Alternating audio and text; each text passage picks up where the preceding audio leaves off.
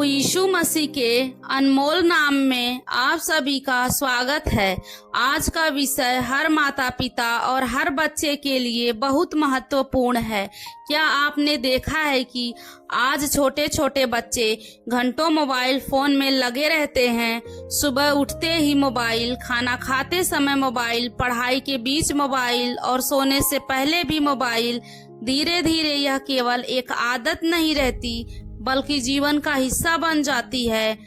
प्रियो, आज हम जहाँ भी देखते हैं छोटे छोटे बच्चे मोबाइल फोन का उपयोग करते दिखाई देते हैं। कुछ बच्चे घंटों वीडियो देखते हैं, कुछ गेम खेलते हैं और कुछ लगातार सोशल मीडिया या मनोरंजन वाली सामग्री में लगे रहते हैं। कई बार माता पिता भी व्यस्त होने के कारण बच्चों को शांत रखने के लिए मोबाइल दे देते हैं और धीरे धीरे यह आदत इतनी बढ़ जाती है कि बच्चा मोबाइल के बिना बेचैन महसूस करने लगता है। मेरे प्रियो, सबसे पहले हमें समझना होगा कि फोन अपने आप में बुरी चीज नहीं है। इसका उपयोग शिक्षा, जानकारी और अच्छे कार्यों के लिए भी किया जा सकता है।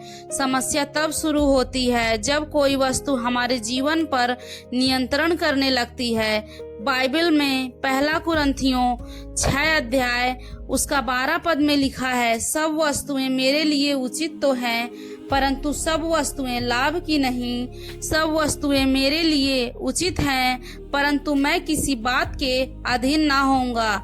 यह वचन हमें बहुत महत्वपूर्ण शिक्षा देता है। यदि कोई चीज हमें अपने नियंत्रण में ले ले तो हमें सावधान होना चाहिए।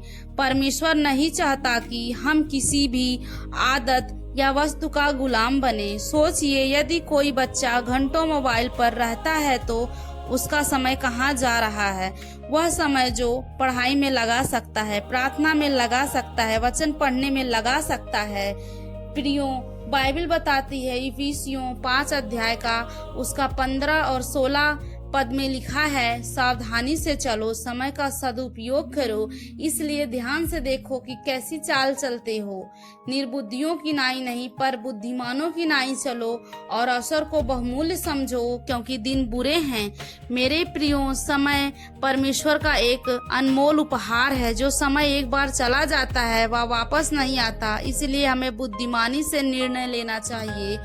हम अपना समय कहाँ और कैसे खर्च कर रहे हैं। बाइबल हमें संतुलित जीवन जीना सिखाती है। परमेश्वर चाहता है कि हम सीखें, बढ़ें, परिवार से प्रेम करें और उसके साथ संबंध रखें। जिस प्रकार से नीति वचन में कहा गया है, लड़के को उसी मार्ग की शिक्षा दे जिसमें उसे चलना चाहिए, वह बूढ़ा होने पर भी उससे ना हटेगा। यह वचन माता पिता के लिए भी एक बड़ी जिम्मेदारी बताती है। बच्चों को केवल यह कहना पर्याप्त नहीं है कि मोबाइल कम चलाओ, उन्हें सही मार्ग दिखाना भी जरूरी है।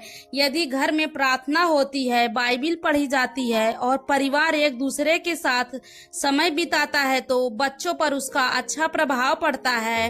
बच्चों, यदि आप यह वीडियो देख रहे हैं तो याद रखिए कि प्रभु यीशु आपसे प्रेम करते हैं। वह चाहते हैं कि आप अपने जीवन में सफल हों, अच्छे चरित्र वाले बने और परमेश्वर के निकट रहें।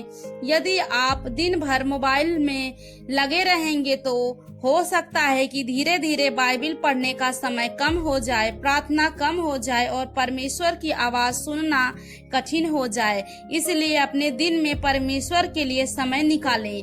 भजन संहिता 119 अध्याय का उसका 105 पद कहता है, तेरा वचन मेरे पांव के लिए दीपक है और मेरे मार्ग के लिए उजियाला है। यदि यह संदेश आपको आशीष दे तो इसे दूसरों के साथ साझा करें। परमेश्वर आपको आशीष दे। आमीन।